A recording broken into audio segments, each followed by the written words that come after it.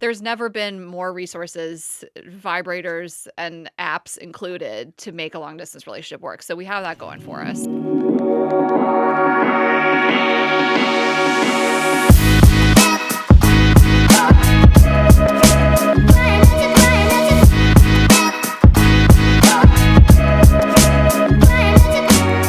Hi, guys. Welcome back to another episode of Girls Gotta Eat. Welcome back. I have only a little bit of motion in part of my jaw. Limited mobility jaw over here.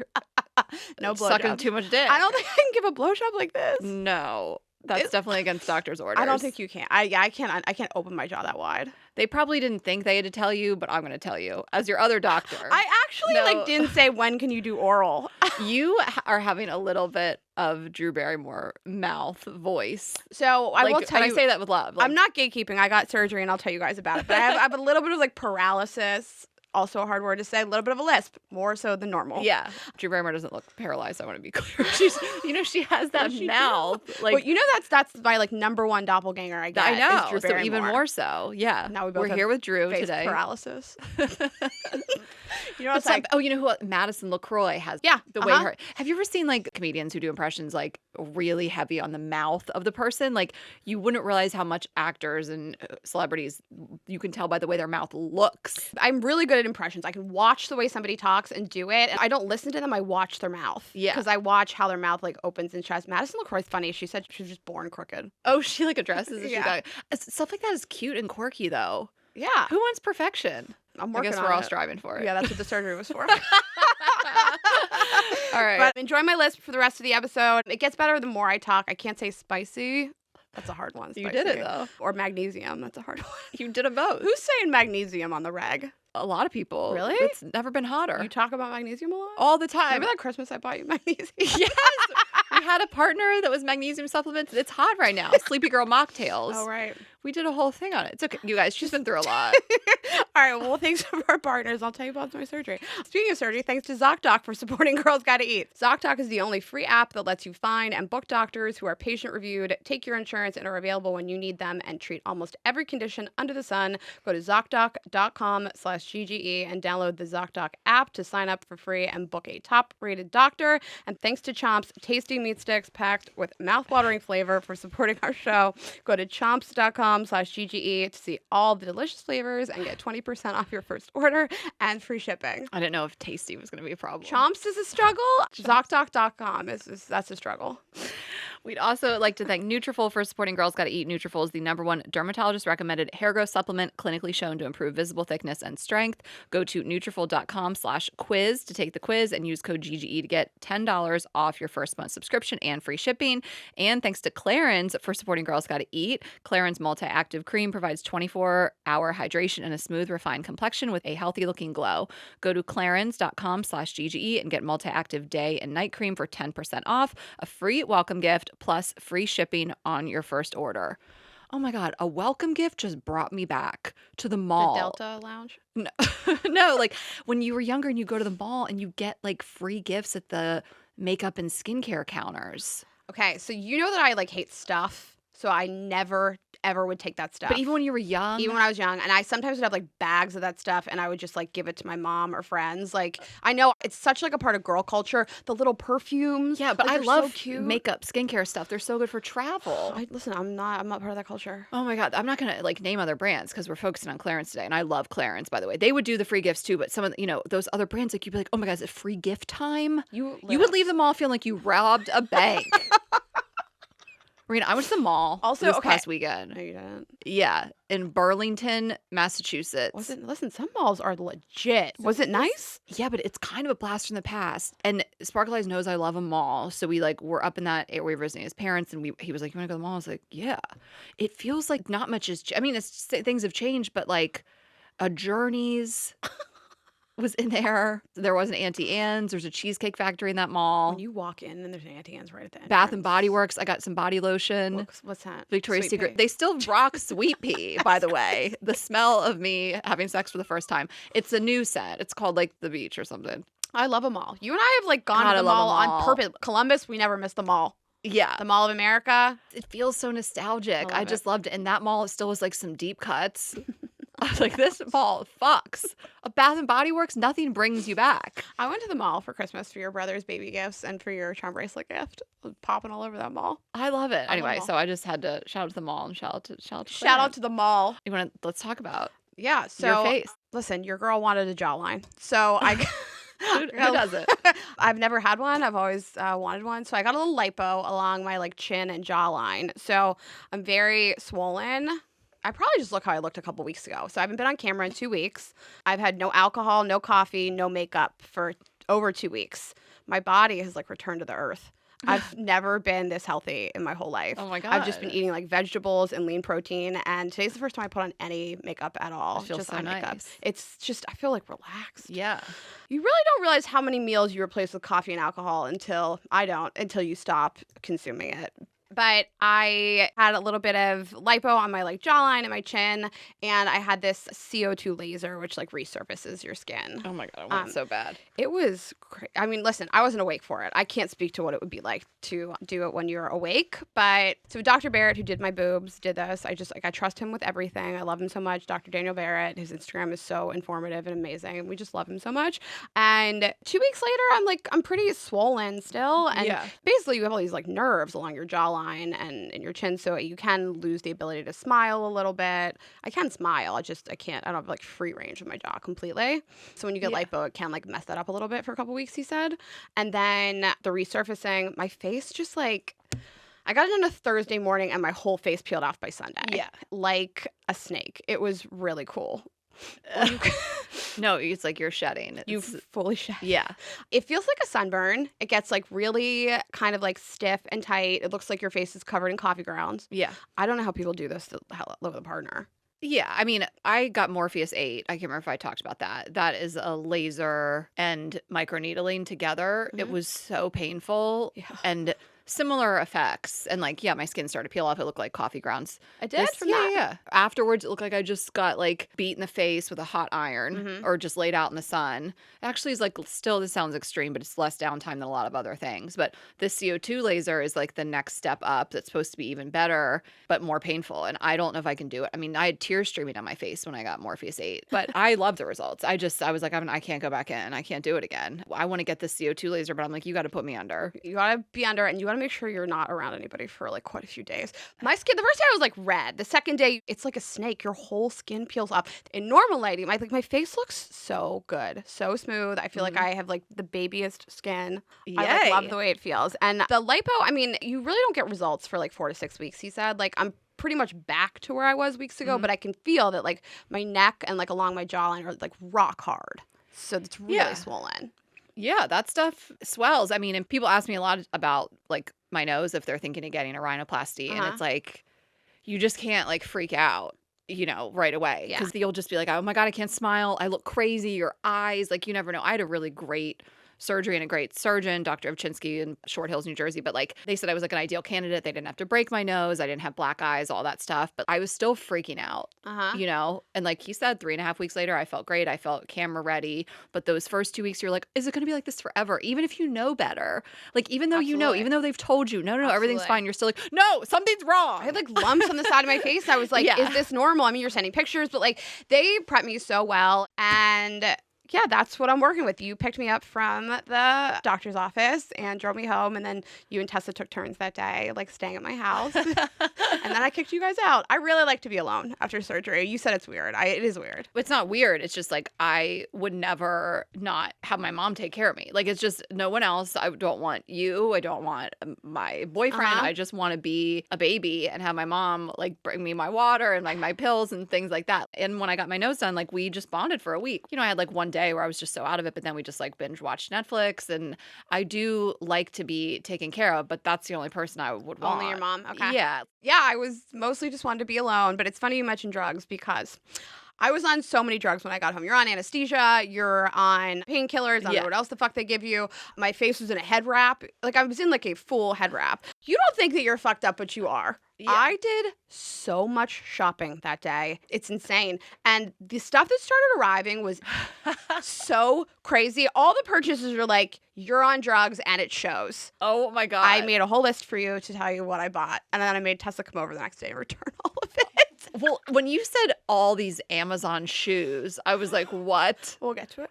Okay. Not there's anything wrong with the Amazon shoes, but The ones I bought are disgusting. And like, you guys, I took photos for Ashley to see everything. So like check it out on YouTube and we'll like put the photos up on the screen. Okay, first thing perfect. I bought washcloths. I bought my first washcloth. You want to start cleaning your butt. If you guys are new around here, that's what washcloths are for. I like to get in my butt. Never bought a washcloth in my entire life. Never bought Rayna's first washcloth. This is the new her, everybody. New jawline, new butt crack. Rayna. I got facial hysterical. I got laser resurfacing. I was like, I need nice washcloths. Those are not for your butt. Why are you teasing me like this? People normally use washcloths on your face. It's not always for your butt. Butthole gang. No, I just use my finger for that. Okay. All right. Okay. I bought 5 plants and not small kinds. Like in a gallon, on a trellis, growing up a vine, plants, 5 of them. What? So what do you mean? From where? So I take walks in Venice and there's this like pink jasmine that I really like the smell of it. They grow on huge trellises, like big vines, and you have to like really maintain them. You have to plant them. So I bought 5 of them and had them delivered. This is so funny. You 5. were really fucked up. You just had this vision of these plants and you were like, I want those. I'm going to start a garden. I said that there was no style that I would ever, like there's a lot of styles I'll bring back. You did not buy peplum. I didn't just buy a peplum. Rayna, no, what are you doing? There was also a lot of peplum at the Oscars and it bothered me. I bought a crop peplum. Rayna, what is that? What is that picnic blanket? What are you cosplaying? It's Little Bo Peep? What is that? Pajamas in my defense. Rayna, that is the dumbest pajamas that I've ever seen. Who makes it? I'll drag him right now. Is that Amazon? No, I don't like to say that I support her, so I will not say her name. Okay. I bought a cropped peplum. Rayna, that is the dumbest pajamas that I've ever seen, and I actually don't support her, so we can say it. I'm not going to say it. Who would wear that to bed? Not the gingham. No, you are so high. I did not know you were this fucked up. We were having like lucid conversations. I'm only halfway through this list. Oh my God. I spent hours talking to Tessa. I came downstairs, hung out with her for like hours. Yeah. I did not think I wasn't lucid. I bought a hat that said Caviar Daddy on it. Let me see it. You have this? I don't have a photo of this one. I don't know what that lives in your means. dreams. I don't know what it means. I don't know what that is. I love that. What kind of hat? Like a wide Probably brim? a trucker hat. Not a trucker.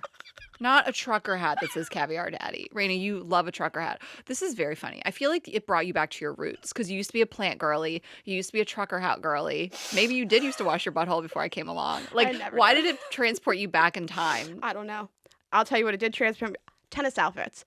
I bought That's cute, so though. much tennis wear. Okay. I have never picked up a tennis racket in my life. I'm not like Hannah Berner. I've never ever been on a tennis court. I bought so much tennis gear from Ralph Lauren and Lacoste.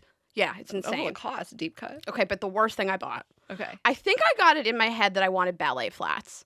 Oh. Me. What is literally happening? 5 feet tall. Not the peplum and the ballet flat. Also, I want to go back to our episode from weeks ago where Rayna asked me the worst trend. And it is, for me, it is ballet flats. I will never. I hate them so passionately. And this is no shade. I'm sure you guys look great in them. For me, no. Anyway, continue. At least you're 5'10", and it makes a little more sense. Okay. Me, walking around, no heel at all. I wear lifts on my sneakers. Yeah. Okay.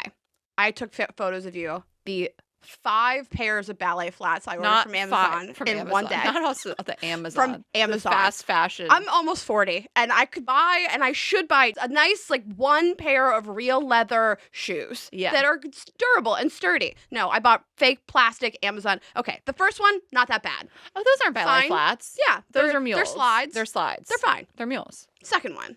9 miles. Oh my God, where are you Black going? leather tip. Where's your pencil skirt and your like 9 to 5 corporate job? When I managed a restaurant, I think I wore these. Rayna. Just so you know, they're in order of ugliness. We're only at 2. Okay. These are like corrective shoes. They're a flat tip on the front. They're like you're gonna do some ballet. What is it called? No point. The flat toe. Square toe. Yes, square toe. No, right. You were like trying to pick up a real ballet new shoes. hobby. Yeah. Real the ballet ankle shoes. strap. Ankle strap. What was I going to do with these? This is just, what was going through your head? And then the ugliest ones of all time. No, I'm not ready. No. They are black. There's like 5 straps. They look like dominatrix ballet flats. Listen, these would look good on some people, and maybe they'll look good on you. Children. I could see these Child with, like, influencers. with like a black baggy jean and like a black t-shirt, but there's 100 other options you should do before This this. is so funny. I called Tessa. I was like, you gotta come over here. You gotta come over here and you gotta return all this stuff. You can take it to Staples 1 block from my house, but like I can't have this much stuff in the house. All this stuff started arriving. And I just was like, I have been on so many drugs. That is so funny. I didn't realize you were that fucked up. I didn't either, That. but that was my drug journey. Okay, gonna take a quick break. I am gonna tell you about Nutrafol. Okay, the other day, Rayna, I was like, because I can see so much of how Nutrafol is working for me and my hair, and I was like, in 2 years, it's over for you bitches when I grow back all my hair. Because my personal experience, which of course is not everyone's experience, everyone's going to have a different experience with their body and their hair and these supplements, of course, was that I did have a situation where I had some extreme shedding and thinning, and I was so upset about it, and I really turned to Nutrafol, and I have seen such a difference, and I am seeing it come back in thick and just get back to where it used to be. But of course, it's going to take time. So I really feel like in 2 years, I'm going to have, because it feels like thicker up here, but then it's thicker. like so much thinner down here because I did really shed so much. But I'm feeling so good, and I can really like see it happening. And so yeah, in 2 years it's over for you guys when I have my hair back. But I cannot recommend it enough. I like almost get emotional about it because this is the thing that worked for me when I was in such a dark place about my hair, and it's tough for a lot of women. I mean, there's so many things that can lead to shedding and thinning, whether it's like stress or having kids even, or just menopause, hormonal changes, aging, and there are so many root causes at play, and Nutrafol addresses them through a multi-targeted whole body approach. You can find your personalized hair health plan with their hair wellness quiz. So just get in there and see what's going to work for you, because again, just like this episode, we're going to talk about it. It's not one size fits all. That's not going to cut it when it comes to hair. So they have 5 formulas, all tailored to your hair's needs, so you can achieve visibly thicker, stronger, faster growing hair in 3 to 6 months. And it's just going to be your 4 capsules a day, once a day. That is how you're going to take it. I've also said this, my hair does feel like so much thicker and stronger, and like I am losing way less like in the shower. Like I've been washing my hair for my whole life. Like, you know how much you lose in the shower and like put on the shower wall. And it's like way less than it was. My nails, these are my natural nails. They look just like my Gel X extensions. Like, so that can happen too. Of course, like if they're not for everybody, but it is the #1 dermatologist recommended hair growth supplement. Again, that quiz is going to help you guys out, and you can start your hair growth journey today by taking Nutrafol's hair wellness quiz and get your personalized hair health plan today. For a limited time, Nutrafol is offering our listeners $10 off your first month subscription and free shipping at Nutrafol.com/quiz. When you enter the promo code GGE, take the quiz and get started on reaching your hair wellness goals with Nutrafol today. Nutrafol.com/quiz, spelled Nutrafol.com/quiz, promo code GGE. That's Nutrafol.com/quiz, promo code GGE. And our next partner, Chomps. Can I just say, like, no one's a bigger snacker than me, but like, That's true. I keep so much junk in my house and I don't want to. And so this has been a good way to, like, it's 4 p.m. and I'm like really hungry. I'm not ready for my next meal, but I want something that's going to be like wholesome ingredients and clean and not just like a bunch of junk in my body. And you can refuel with Chomps. We've teamed up with Chomps and they have a great offer for you to try them out. Go to chomps.com/GGE to see all the delicious flavors and get 20% off your first order and free shipping. I mean, they're these meat sticks. They are like a good way to get protein in your diet. 100%. No, like, I mean, I feel like more than ever, I'm like following so many different accounts on like health and wellness and like nutrients, and like a lot of people lack protein. Especially like a lot of women just don't get enough protein, and you really need it. High protein, low carb, that's the snack you need. I know, and it's so filling. 0 sugar, up to 12 grams of protein. When I first tried these, I was like, they have so many flavors. It never even occurred to me that these like could be like good for you, but they're like they're like big bold bites, you know? 9 delicious flavors. They're made with natural ingredients you can feel good about. They're filled with the highest quality, sustainably sourced meat. So you really can feel good about your snacking on. The sticks come in 9 delicious, bold flavors. There's taco seasoned beef, jalapeno beef, pepperoni seasoned turkey, Italian style beef, salt and pepper venison. There's tons, and they have like variety packs. I got the variety packs. I gave them out. You gotta get that variety I give them out to the guys that come in the house. That's their parting gift. When Ryan was living outside the house, I just gave him a chomp every time he came It's over. funny if you're like about to hook up with someone, you're like, you're gonna need this. You need a little extra protein, little meat This will sustain before you get that meat. They have thousands of 5-star reviews, and you can order online and have them delivered straight to your door. You can even subscribe for ongoing savings. Never run out of chomps. Never, ever. Always have a snack on hand. Great to put in your purse. So easy. Listen, I've left the house with a chomp. You know you're running out. You're like, I am about to get so hungry. Leave him in the car. Leave him in the car. I leave snacks and water in my car. I got a big trunk. Right now, Chomps is offering our listeners 20% off your first order and free shipping when you go to chomps.com/GGE. That's CH. Leave this in. No, Poor girl. No. We've been here for 3.5 hours. I'm just tired. That's CHOMPS.com/GGE. Don't forget to use our link so they know we sent you, and you can always get that at girlsgottaeat.com. Okay, so we wanted to just talk a little bit about Love is Blind because we were thinking of maybe doing a bonus, but then like the timing just didn't work out when we could like get in here and get it to you guys in a timely manner. And then I don't know, nothing was like that insane that happened.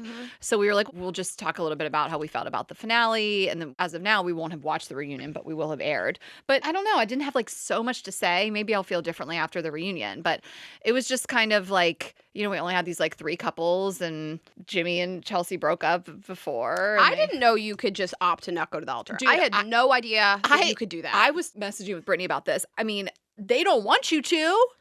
Like, I was like, what? How much did Jimmy get a say and, like, Clay didn't? I wonder if Clay never even thought to ask. Like, it was just like, you're not supposed to do that. Like, we know that from the people that we know that have been on the show. Like, the whole point is they're forcing you to go to that altar. Like, I can't believe he got to do that. So it made more sense, like, Kenneth and Brittany, it's like they got back from the trip. They made it, like, 2 days. Yeah, and they weren't going to be forced to be together. But, like, Jimmy and Chelsea, she did the wedding dress. They picked out everything for the actual wedding. Like, what happened that was so bad he couldn't stay for 2 more days? No, the whole point is like I thought they were really gonna push you to get to that altar, but I mean they've come under fire recently with different things, but I don't know. I was just like, that is crazy. But like, doesn't everybody throw up their hand and is like, I'm not dragging my family through this. I'm not putting my parents through a whole day of this, my siblings, getting people to fly in, get hair and makeup done so I can just say no. Like, your average rational person is not going to do it. Yeah, so, I don't know. How I did wonder he if get to he just beat the it? system. Yeah, that was crazy. I mean, a couple other notes. Clay's mom.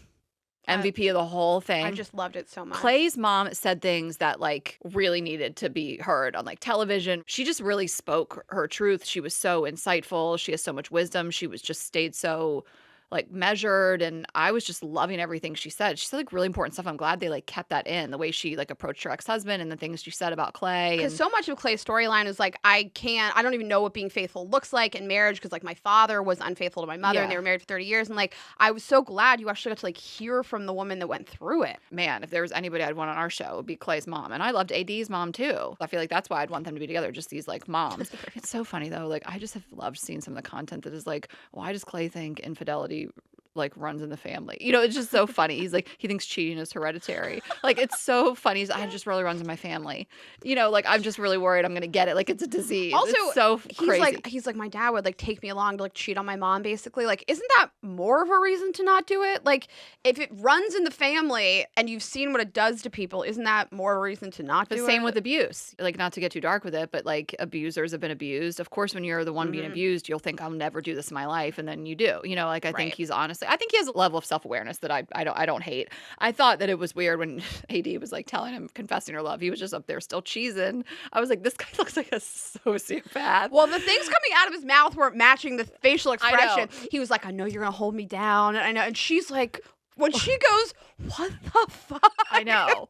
I will say that her dress is exactly what I would want. I rarely see wedding dresses that I feel that way about. I just don't like really traditional type of wedding dresses. I rarely see one that I'm like, I would wear that if I got married. Like, that one, literally, I would take it to a bridal shop and be like, find me this. I loved it so much. I would do a little lower on the slit. The slit was too high. That one angle they got her, I was like, and she had that leg cocked out the whole damn time. I was like, she is probably about to lose her balance. She had to have it out the whole time, which I respected. She looked great. But something about it, I was like, that's what I would want. I like feel confident in that, where I'm like, oh my gosh, like if you were to ask me like what kind of wedding dress do you want, I'd be like, that. I loved it. She looked beautiful. Her body is so amazing. She would look good in anything. Yeah. But I think that she really dressed well for herself. Yeah, I don't know. So we'll see what happens. Anything else you really like? It's it's all been said. It's all been things. beaten to death. I mean, Jeremy seems psychotic. I love that jet ski thing. It was psychotic to watch it. He was just cheesing. I mean, those two deserve each other. They belong together. And it seems as though they're still together. I guess we'll see in the reunion. But you saw in the teaser for the reunion that him and Sarah Ann are still together. People are just saying, like, and I was curious what your thoughts are, that like Love is Blind has like lost the plot. I don't care. I actually don't agree with that. Like, if you work out from Love is Blind, it's just a coincidence. Like, it's just Totally. luck. Like, if you are Lauren and Cameron, like, I'm sorry, I don't believe this. You need to see someone. And I don't say that in a shallow way. I say that in a way if you need to feel someone's energy in the room. You need to feel their body on yours. You need to look into their eyes. You need to smell them. You need to see the way they carry themselves. I've never once thought, like, yeah, you can definitely fall in love with someone's personality, but there's still a huge chunk. And again, it's not attractiveness. It's not what I'm talking about. It's that you need to be with someone in person to fall in love with them. I've never once thought this, and I still love the fucking show. Get the fuck out of here with this, like, is love blind? No! It's not. I need to watch the way somebody carries himself in a room. Everything else is off the table. I want to watch how you interact with servers, friends, your family. It has nothing to do with how tall you are or how sexy your face is. I need to watch how you interact with the world. I need to feel your energy in the room with me. I need to feel you in real life and see, and like, that's a whole part of it. But if you fall in love with somebody without ever seeing them and it really works out, I think that's really beautiful. I think it's very special. The couples that have worked out, I mean, I'm just like, Lauren and Cameron is like, I just always use them as a shining example. I think that's really special. Mm-hmm. I love it. So yes, then sure, you can say love is blind. But like, for the most part, I just don't believe in it. And I also feel like I have some like unpopular opinions about the whole show. Like, it's a game show. It's a reality show. Like, when people were saying, like, can you believe Sarah Ann DM'd him? This is an engaged man. Dude, come on. He met her 7 days ago. He met her on a show. I think it's shitty. Ashlyn, I think it's a scumbag thing to do. I wouldn't do it. If somebody didn't pick me and they went home with somebody that they proposed to, I'd wait a few weeks. I wouldn't do it the next day. Listen, I have different opinions. Yeah, I don't think it's a cool thing to do, but like, don't act like this is an engaged man, like it's some sanctity of marriage. You met on a game show, on a reality show without ever seeing the person. When you have a connection with two people, you might pick the wrong one. Totally. Like, it's, you know what I'm saying? Like, it's not some girl off the street messaged him and was like, hey, what's up, daddy? It was a girl that he had a connection with that was kind of like, hey, if you find that you maybe chose the wrong one, I'm still here. And people might get mad about this. I don't care. I think these shows that are like, hey, you're engaged. It's like, come on, dude. Like, these shows kind of minimize the whole sanctity, if you believe in it, of marriage in the first place. So don't act all high and mighty. We got engaged behind a wall on a Netflix show. I totally agree. When people, so I guess, I mean, in my perfect scenario here, it would have been more like Zach and Bliss, where Zach picked somebody else. They both decided mutually, it's like, it's not for me. It's not for me. I met you through a wall, it's not for me. And then they got together like a week later. But I don't fault her for being like, hey, if this doesn't work out. I don't either. Like I agree. I mean, not only do they minimize the sanctity of marriage, they minimize the sanctity of dating, getting to know somebody, being enveloped into their family. Like, clearly she was a better fit. Like, again, you can say she's a snake. I won't argue with that. But like, saying if it doesn't work out, I am a person you also had a connection with and we could explore it. She didn't send him a picture of her pussy. Like, she could have. He double tapped that too. And I also think that Laura had reason to be mad. So I want to be really clear that I think that I'm not like team Sarah Ann. I'm just saying we take this stuff so seriously. It's a reality show. I mean, I think that Laura was under the impression that she was going to attempt a relationship with this man, and he met up with somebody else he was interested in and stayed out with her until 5 in the morning. 100%. You have, guys, that makes you a fucking don't snake. get it twisted. No, But I'm with you. Like, I liked when Laura put him on blast. She had the location thing, like whatever. Like, they were never going to work out, and Laura knew it. I think that she didn't like this guy that much. I think that she felt a little superior to him and was irritated. Even her mom was like, "Phew, you guys are not nice to each other." Yeah. It's just like, let's not act like these people have built this relationship, that they, are this like stable, healthy relationship that you're interfering with. Like you said, they met a week ago. They're on Netflix. It can be as real as you want it to be. The relationships that have worked out, I'll take it back to Lauren and Cameron, are real. They're beautiful. They're special. But for the most part, these people break up. And maybe they might find love with someone else who they also met in the show. Like, it happens all the time. I think that, to call back to what you said before, like, yeah, it's a miracle if you find somebody behind a wall and it works. I think Chelsea and Kwame are, like, so cute. Right, and, I know. I'm there's trying so to think many, of other like, ones, cute too. couples that have come from the show. And Zach and Bliss are having a baby now, or maybe they had their baby. Like, I think that that's great. It's a miracle if that works out. And I also think this is a great way to meet somebody that you're going to date. I think Jimmy and Chelsea could have really benefited from dating. Yeah. Listening to the two of them speak, like, they don't understand what the other person is saying at all. Yeah. And I think that some people get into a relationship like Chelsea, and she's been pretty open about it. I mean, Chelsea is like the poster child for anxious attachment style. Yeah. I think she's aware of it. And I think that like if she met somebody like him and he's like, these are my boundaries, this is how it's going to be, she could make the choice to go to therapy or get some kind of like mediator to like, I think that they would have been good candidates to try to date. Maybe. She's not ready to be married near his head. Yeah, but I mean, we'll see on the reunion, but allegedly they've been like hanging out. But I said that, well, now they're best friends because Jimmy always likes to fuck his friends. This is how he made Chelsea into a friend. You know, that's his biggest secret. My favorite line of the whole series is when he's like, you exposed my biggest secret. No, my deepest, darkest secret. Darkest. And she's like spiraling. And when she just like had a moment of clarity and just goes, your deepest, darkest secrets, you fucked your friend. I tears in my eyes. Chelsea turned it around for me. I know people don't like, I've talked about it before. I feel for her. I don't have this deep hatred for her. I know she has looked really insecure and really pathetic at times, but I don't know. I want to give people grace with being on TV in the first place and what they're going through. But like that moment, I was like Team Chelsea forever. Your deepest, darkest secrets that you fucked your friend? Get some better secrets. Like I love that energy so much. Like, but to me, he was just coming up with excuses to break up with her. Like I could feel it so much. Like he was just thinking of more and more things to try to end it. That's how it felt, sadly, because we've all seen that and it's hard to feel when you're in it. But like, I think she started to pick up on it. She was starting to kind of poke holes in his reasoning and he was just like, okay, but also this, like he was just trying to break up. That's, I think, most people's takeaway from it. I mean, I don't think that they were a match at that time. I mean, I think that it was a symptom of other problems. I think that, like, she didn't really trust him to go out without her for 90 minutes with these female friends. And that's also a symptom of not knowing somebody for very long. You have no idea if you can trust this person. Mm-hmm. Of course, you're, like, a little triggered by it. And you're like, wait, you met this person 2 years ago. You fucked them. You're going to hang out with them without me. Yeah. Like, I think that it's totally normal to ask your serious long-term boyfriend. I don't love it. I don't love the vibe between you guys, and let's talk about it. Let's draw some boundaries. Yeah. If somebody said to me, that met me 5 minutes ago, because I've slept with like my best guy friend. If somebody said like, I'm not comfortable with it, I don't like it, I'd be like, who the fuck are you? Right. Okay. I think he had a lot of reasons, but yeah, ultimately was just not going to deal with any of that shit. Yeah, I don't know. I remember watching when Chelsea met those two girls. I was like, he fucked her. There was some look she made. I gotta tell you. They said something about sex and something that she said. I was like, oh, they fucked. Which one was it? The one sitting closer to him? Closer to him, yeah.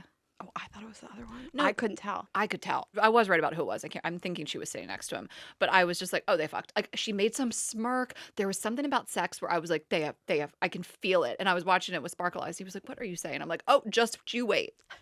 I'm right. We know it. We know us. You always know. Yes. So I guess we did kind of recap it. Those are some feelings we've been holding in. I mean, I love the show. I will always continue to watch it. Actually, Yeah. they're huge fans. I don't think they lost the plot. I don't think you're supposed to marry a person you met behind a wall 2 months after you met them. And if you do, great, good for you. Yeah. But I don't think you're supposed to.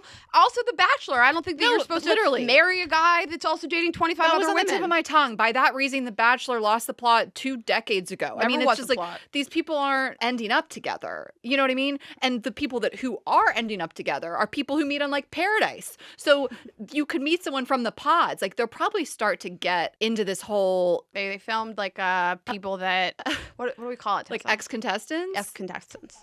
All-stars. They're gonna do like a Bachelor in Paradise style. They're teasing that they filmed it. It's in pods. Oh, put them all on an island. Fuck it. Like these people become bonded through these experiences. Like it makes so much sense why some of the strongest couples from Bachelor Nation were people who were like on other seasons and they met on Paradise or whatever. Like It's a specific type of personality trait that would even go on a show like that. So it makes yeah. sense to me that you would be attracted to that type of person. Mm-hmm. I don't know. I don't think they've lost the plot. I think a lot of people do go on here for the right reasons. I think some don't, but like, what? What are you laughing at? I just think it's so funny. Love is Blind has lost the plot. Oh, you believed in this? Oh, you think thought this is healthy? You thought this was real. But The Bachelor's real. You thought that like, oh, Love is Blind. Shut up! It's Netflix exploiting people. Like that's just reality TV. All reality dating shows are fucking stupid. From couple to throuple, like your average couple is going to be like, let me bring a third in and put it on national Rayna, you haven't television. even seen it. Tessa and I talk about it all the time. Don't even front because saw Rayna that. and I are not getting Peacock. I can't add another thing. I can't do it. I refuse. I won't do it. There was an NFL game I wanted to watch during the season. It was like only on Peacock. I was like, I'm not doing it. Like, I'm going to find another way. I feel like I cannot pay for another thing. Like, I don't know my total at this point, and I don't want to know it. I'm out here like, I don't pay for cable, but like I have YouTube TV, I have Netflix, I have Hulu, I have Amazon, I have HBO. Like, I can't do another thing. I pay for 2 of the 5 of those things. One of my friend's moms pays for 2 of the 5 of those. I can't add a thing. Just to watch one show. I'd rather just buy the show when it comes out on Amazon. That's true. I'll buy it for $10 when it But comes anyway, out. we know you guys are watching it and liking it, I think. People are... Yeah. I saw this meme that was like, I got Peacock and they served me like Oppenheimer. And it was like, I'm here to watch From Couple to Throuple. Please be serious. No one's watching Oppenheimer on Peacock. Also, If you wanted to watch Oppenheimer, Amazon. you would have seen it by now. Yeah. You're watching From Couple to Throuple. If you have signed up for Peacock in the last month, that's what you're there for. I watched Traders for 1 episode. I don't Did know you that. It's just like ensemble reality TV star cast. It's fine. Okay, well, just going to talk about a couple of our partners and then pick it right back up. I am so excited to talk about Clarins. This is a skincare line that I have always loved and used. Like, I don't even know when I first started using it. I probably started using it like in my early 20s. So if you are a millennial, it is time to add Clarins multi-active cream to your daily routine. You know those like memes. It's like if you remember this song or something, it's time for a skincare routine. Yeah. So if you are a millennial, it is time, and we cannot recommend Clarins multi-active cream enough. So, I mean, this is a great place to start also if you are even younger and you're like, okay, it's kind of time to start thinking about skincare routine. Or, of course, you're like, millennial or older and you're like, I really want to do something nice for my skin. So we love Clarins. They have a long legacy of creating industry first, plant forward products rooted in nature and innovated with science. So they use a skin charger complex made of 2% niacinamide and sea holly bioextract. Clarins multi-active cream has been clinically proven to target the first visible signs of aging by smoothing lines and wrinkles, refining pores and evening tone and texture, and strengthening the skin's moisture barrier. Okay, so I really feel like this is like, if you're just going to get one product, this is what you need. It feels so silky smooth on your skin. I feel like you can see a difference. It makes your skin glow. And of course, it's going to do all the anti-aging things that you want. While multi-active cream can't bring back the golden age of boy bands, like us millennials, remember, it can de-stress your skin. So it is available online now. We really can't recommend it enough. I just want to be so clear that this was like a brand I got so excited when we heard they were partnering with us. Ashley, really, she got so excited. Yes, and they sent me a little package. It's not that I'm not. It's just you've been in the culture longer. Yeah, I was so excited to have it back in my life. So we really are such fans. I put it right into my skincare routine. I could not be happier with the results already. So again, makes my fine lines in my pores look smaller, refines my skin's texture, enhances radiance, and gives me 24-hour hydration. I have dry skin, so that's important for me too. So you can go to clarins.com/GGE and get multi-active day and night cream for 10% off, a free welcome gift, plus free shipping on your first order. That's clarins.com/GGE with promo code GGE. Clarins.com/GGE with promo code GGE. And because I was talking about doctors and really the importance of finding somebody that you like, that you trust, it's highly reviewed, cannot recommend ZocDoc enough. It is a place where you can find about tens of thousands of top-tier doctors, all with verified patient reviews. And you guys just don't have to settle when it comes to this. It's really, really important to do the research and have all these things laid out to you, like location, availability, do they take your insurance, so you don't have to compromise. ZocDoc is a free app and website where you can search and compare highly rated in-network doctors near you and instantly book appointments with them online. I mean, I was just talking to a girlfriend this weekend and she was talking about how she needs like a specialist or something. And she's like, I've called the office 3 times. Nobody's called me back. Like, to be able to like go onto ZocDoc, look at a review, know when people are available. Like, it is so frustrating making doctor's office appointments sometimes and just calling them. And I feel like it's like this weird thing. Like, people are just like awkward or not nice to you. Right. To have it like all in one place and like an app or website is really amazing. Again, tens of thousands of top rated, actual, real verified, patient reviewed, credible doctors and specialists. And you can filter by all kinds of things. So if you want to know if they take your insurance, where they're located, if they treat something specifically like a condition you're looking for, you can search by all of that. And you don't have to like wait awkwardly on the phone with a receptionist. And the typical wait time to see a doctor booked with ZocDoc is between just 24 and 72 hours. So, I mean, sometimes you call and they're like, it'll be 6 months. And you're like, what? Yeah. No, like literally. And you're like, oh, this is kind of urgent. I'd love to come in for this thing I'm dealing with. You know what I mean? This isn't like my yearly physical. I'm just planning it 6 months out, right? Like, I got something going on. Absolutely. So if you need to find a doctor, it's absolutely what I would use. Go to ZocDoc.com/GG and download the ZocDoc app for free. Then find and book top-rated doctor today. That's ZocDoc.com/GGE, ZocDoc.com/GGE. Okay. Should we just get into it? Yeah. Well, I'll tell you a little bit about my weekends. We are talking about long distance relationships, and I was just in Boston with my. I was just in one. I was just in one this weekend. No, I have been in one for like 10 months now. Almost a year. Yeah, almost a year. And I was just with him this weekend. And you have asked me this a few times before, and I hadn't told you yet. This isn't like some big reveal. But I did go to his parents, and they cooked like a big Indian meal. Oh my God. Was it amazing? It was Did you, like, lose your amazing. mind? Best Indian food you've had? Yes. That's Like, crazy. it was so, and it's just, they just whipped up. I mean, I guess they had taken a while. Like, or his mom said his dad woke up really early to like marinate the chicken, and it was just so good. I was going to tell you what we had. We just had this incredible like curry chicken. Mm-hmm. It was so good. Like, it was like a drier type of chicken. Like, it wasn't like swimming in sauce. You know, like so many like butter chicken tikkas, like in the sauce, it like wasn't like that. It was just like unbelievable. Aloo gobi, which is like cauliflower and potatoes, and then naan and dal and rice, and just had the best meal. I mean, I was like full plate and then went in for seconds, and like I just didn't want them to think I was trying to like fake it. Like Put I was on, like, no, I really want more. I love this so much. It's a cuisine that like I cook so much and I think I'm really great at it. It's a cuisine that is so difficult to master because of just a huge range of spices. Right. Spices is the word I said I would not use. Spice. This is why I brought this up. You're trolling me. Struggle. Yeah. It is one of the hardest cuisines. To master all of those different flavors is so difficult, and there's such a play of like heat and tangy, and it's. I mean, if you're an Indian person, you probably master it. As a white person, I can't master it. It's very difficult and nuanced. Yeah. So it was nice, like to spend some time with his family and his parents and his sister and do that, and like got to see some of his friends. It was just like a really chill weekend, which we'll kind of talk about on this episode, how like those are important too. I mean, we've been together for a minute now. You know, obviously we're gonna have chill weekends. Everything's not gonna be some like planned out events, itinerary, spending money, fancy dinners, all the things. But it was just really good. We got a couples massage. I can't believe he got you to do that. I can barely get you to get a massage. We got one massage together. I'm not a big massage. Yes, I was. And I said to get over here and give me a happy ending, and he didn't. They want you out of the room quick. They stand right outside that door with the water. Listen, I know you guys are probably going to judge me. I was half kidding. I would have like definitely been down. Fuck yeah. Yeah. Like so horny after a massage. I know. I'm ready for the masseuse to finish me off. He was like, are you serious?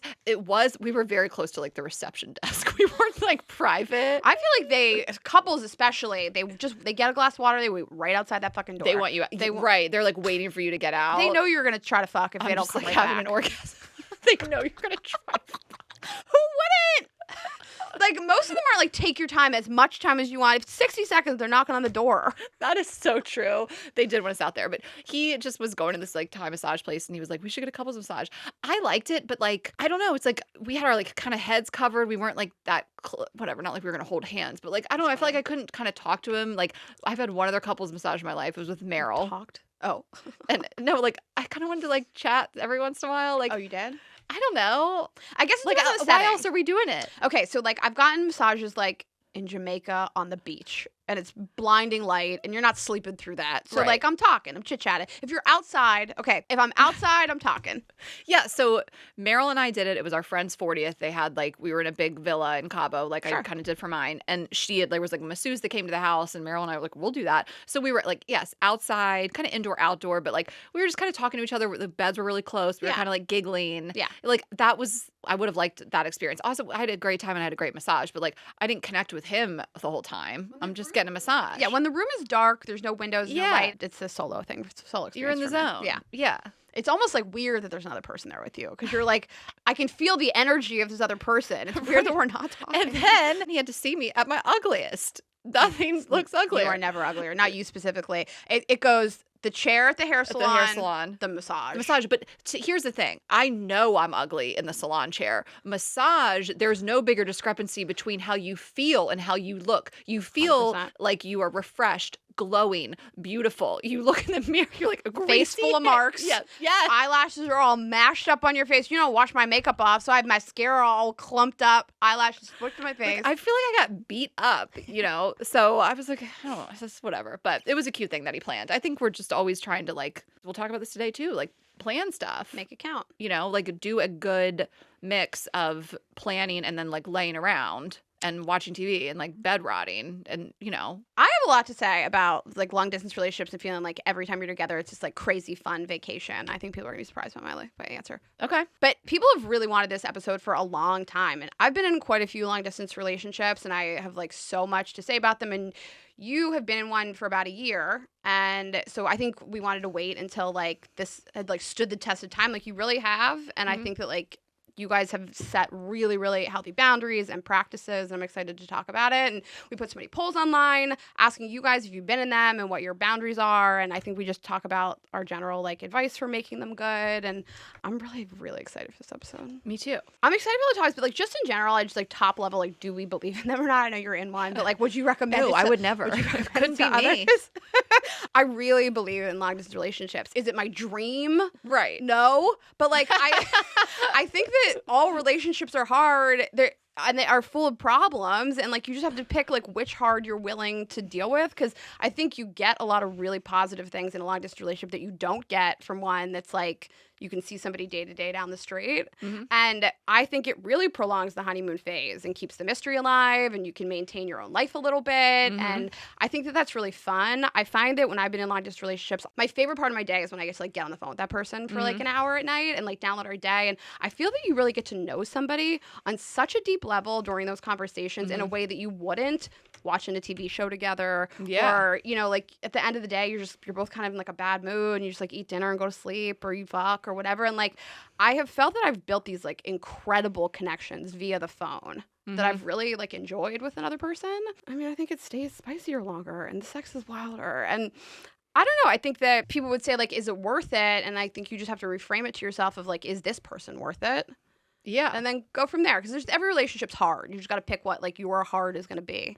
Yeah, I mean, I've had a few before too, like nothing like this serious or long term, but even like my boyfriend from college, like we went years back and forth on and off, you know, nothing ever felt like super serious. I mean, we were so young, we were broke, you know, whatever. So I have obviously had experiences before this and like flings here and there. I mean, Rain and I have just been meeting people outside of our cities for so many years now, like mostly for the duration of our friendship. We We've been haven't on the road dated for many 6 people. years. Yeah, and we haven't like loved really like maybe the dating scene in New York and LA. I mean, we've just kind of been branching out for years now. So I do feel like qualified to speak on this. I mean, I can't tell you what it's going to be like to, you know, move to the same city, move in together. Raina can speak a little bit more on that, but you and I have met people on the road so much. And like, if I meet a cool person in a different city that I like, that's like fun and the sex is good, like I don't see any reason to not give it a few weeks, a few months and see this has some legs. I'm not just like, absolutely not. You live in a different city. yeah, I mean, I saw one comment that said someone said their fear of abandonment is activated. And like, I validate that. You know, there might be a personality type that you're like, I don't want to do it. It does not work for me. I need to have someone closer. I need that type of support. So I also want to say that like, we posted a lot of questions on Instagram and some people were like, no, never, hard pass. That's fine if you think that. You never know. Never say never. But I can see a person that's like, I just can't, it just doesn't work for me. I have too many trust issues, too much wrapped up in this. But also you might be saying that at 25 and then you're 35, you know, over here for 39, like I was when I met this person, and things could change and you could evolve and have new information. But I've been getting asked this a lot, like, how do you make it work? Do you have any tips? And I mean, to me, to really make it work, you both just need to be committed and intentional and on the same page about the future. Like, it's just a commitment. Like, that's my mom and my dad's number one tip of their relationship. You just have to be committed. That's like not a hot take, but like, that's why you don't work. Like, both people are not the same level of committed. And I go back to Heather McMahon and her husband Jeff, and we had Heather on so early, like so early in her career. I mean, 2018, and we wanted to talk to her about long distance relationships. And I feel like she didn't have much to say besides like, I don't know, we just knew it was going to work out. We knew this was the person. So it was just like, again, so many different things can come into the mix. But like, if you're both on the same page, then like you can really work through most things if you have good communication. But I asked him last night too, like, what do you think the secret is? He was like, it's like the intention. Like, it's that like we both know we want to be together and we prioritize each other. I think that prioritizing is really important. He is like my priority. Also, well, this business is, you are my family. You don't have like just a top one, but like he's up there, prioritizing him and our time together and vice versa. And I think if both partners are like that, this is the person I want to be with, I'm going to prioritize this, and you communicate well, you can probably handle most things that come your way. But I want to also, before we kind of get into this whole thing, is just like, we both make money, we can fly back and forth, and that matters too. Like, I couldn't have afforded this so many Totally. years ago. So I want to say that. And then I don't have a biological clock ticking because I don't want children. And Right. we've talked about that. And so I like to say these kind of as like caveats, like these things I don't really have to worry about. And we have discussed like moving, like I asked him very early on, like, would you be open to moving?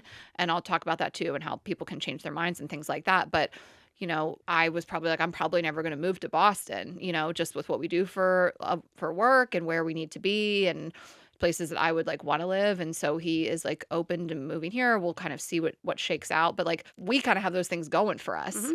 Because I used to be a broke ass bitch and like trying to make it work and like couldn't even imagine a flight. Maybe only a course. drive I could do. You're in the course. car for 5 hours, whatever. I'm going from Atlanta to Charleston or whatever. Like I couldn't have imagined like flying back and forth coast to coast. So I like to validate that too. Different ages, I'd make different decisions. Yeah. Of course. I Yeah. mean, I have a different lifestyle, of Yeah. course. And this has been such a one size fits one type of topic. Like Yeah. we asked you guys, and we will talk about the results, but like how long are you willing to be in a long distance relationship? How much distance is too far? Everybody's answers are so vastly different.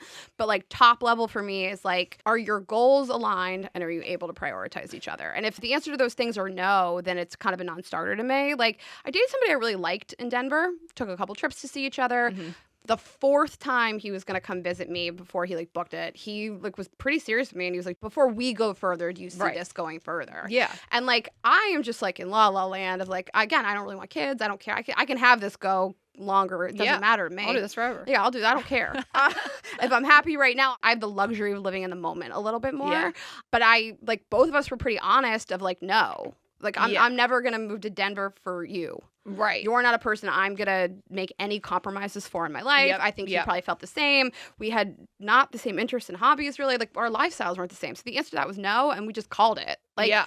I think he really, really wanted to find a very serious relationship so he could marry. That was not going to be me.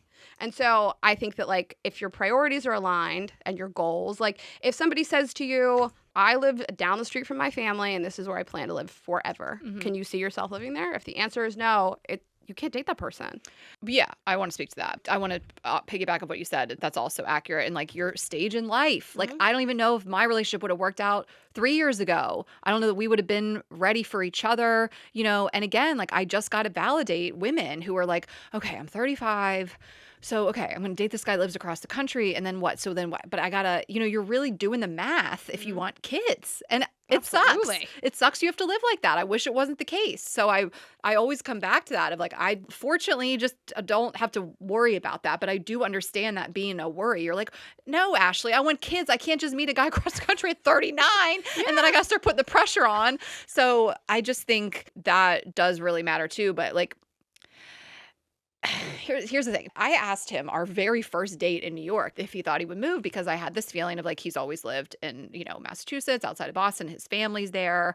And I feared that he may never want to leave and that because some people really don't ever want to leave like where they grew up. They can't even picture it. And he was like, yeah, I'd be open, and that I was like, oh, thank God. Before I go down this road, but I also do think that is the one thing people can change their minds. You and I changed our minds about LA. I remember kind of having a casual dating relationship with a guy who lived in LA so many years ago when we lived in New York, and he was asking me if I would ever move here. I think he liked me and he was like interested in dating me, and I was like, absolutely not. Hard pass. I said that to him. Mhm. He was probably like, okay, well, Bye. this isn't probably going to work. I'm not going to move to New York. I'm a West Coast guy. So I do think that's tricky because if someone is like, hard pass, I'll never move, and you never want to move, you can certainly take them at their word. And you also want to make sure they're not just saying that because they don't see a future with you, that's like an excuse. Yeah. That's like Jimmy and Chelsea. No, I'm kidding. But you can ride it out for a little bit. If you've said to someone, would you ever consider yourself moving to LA? They've never been to LA. They've been once and they hated it. There's a world in which they don't know any better. And so I want to tread lightly on that because that is the thing that people change their minds on. You and I change our minds all the fucking time about where we want to live. But your partner said he would be open to at least discussing it. I know. And also your goals are a little different. Like you also are unique in the fact that you can give it some more time. You're like, I don't want kids. Yeah, let's lean in. Let's see what this looks like. Because Yeah. my last really serious relationship, he lived in LA. I lived in New York. First date, I was Yeah. like, I'm not moving to LA. I'll never do it. And he was just, That's what I'm saying. But yeah, I continue. know people can change their minds, but he said, I've always wanted to live in New York. Yeah. And it is something I'd be open to. Yeah. But like, I guess the other type of goals are like, the person that I've had this on and off long distance relationship with for 5 years, we just don't want the same stuff. He doesn't like cities. He wants to Yeah. live in the country, and that is really what he likes. That is his lifestyle. He likes to be outdoors. He likes camping. Like, I remember like one time, like, he was moving from where he lived, and he was like, "Is there a way this works out ever?" And I was like, where would we ever live? He would refuse to live in the top 10 cities I would ever live in. 100%. So our lifestyles didn't Yes. match up. I'm glad you tied it back to that, because that is true. And if he would have been like, no, I'm going to die here, like, I'm going to live close to my parents, and like, I would have been like, I don't know if we are the same type of person. And there's nothing wrong with that. My brother, the most wonderful person in the world, he has chosen to like live in Delaware, and he's a family guy, and he wanted to stay close to home. He went to school in Delaware. He had all the options in the world. Like, he's a homebody. I love that. I love that he's like just wants to be close to family and have that unit. And I like love his life for him and for me. I love the way he lives his life. It's not like a judgment on it. But so it's not that. It's just like, I'm this person that's like wanted to live in these big cities, and I want someone that like at least like enjoys it and would consider moving around and trying something fresh and new. And like, he is that person, and he's like loved coming here. And we are talking about him moving here. Of course not going to say anything's like set in stone, but yeah, you're right, it kind of comes down to that. It's like a little bit deeper. Like, I guess earlier when I said like I live down the street from my parents and I refuse to ever not be that, like, I do think a lot of people are like that. Yes, and 100%. that is a certain type of lifestyle in person. And that's kind of like a non-starter for me. Also, like, I mean, we've talked a lot about like, can you date somebody with a different lifestyle as you? Like, if somebody lives to work and you just work to live, I don't know. Can that work? Like, there's all kinds of things. Like, I don't know if this will change, but like, you two prioritize each other. It's always the priority, and it just feels like you're gonna do what it takes. Other things, like, and there's a whole list of like people said like why maybe it wouldn't work out, like trust, and we'll talk about trust. Like, you could address those other things if you're like, we are committed to a relationship, we have the same goals, and the goal is to be together. I think I can deal with the other stuff. Yeah.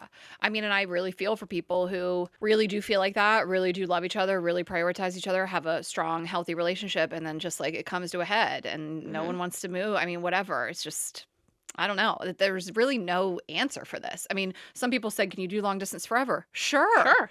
Why not? Yeah. Don't let people tell you can't. Do what makes you happy. Literally, to be long distance married. Who gives a fuck? If it works for you and you're happy, then that's great. Everybody around me has been I mean, I was like thinking today, like my mom and my stepdad. My stepdad he's an engineer. He always worked out of town every week. He came home on the weekends. My mom's whole marriage was long distance. Long distance marriage, yeah. My brother and my sister-in-law, they were apart for, I want to say they did long distance for like 4 years. Yeah. And I mean, they're a little different because they met right out of college. And so, like, again, you make different decisions at different ages. But, like, they were really interesting in the fact that, like, she would go visit him a lot in Chicago. She had a lot more flexibility in terms of travel. And I want to, like, talk about that because, like, my brother needed to be at the Board of Trade 5 days a week. Yeah. And my sister-in-law is a consultant, or was at the time. Yeah. And it was easier for her to visit him. He lived in Chicago. She really wanted to live in New York for a year.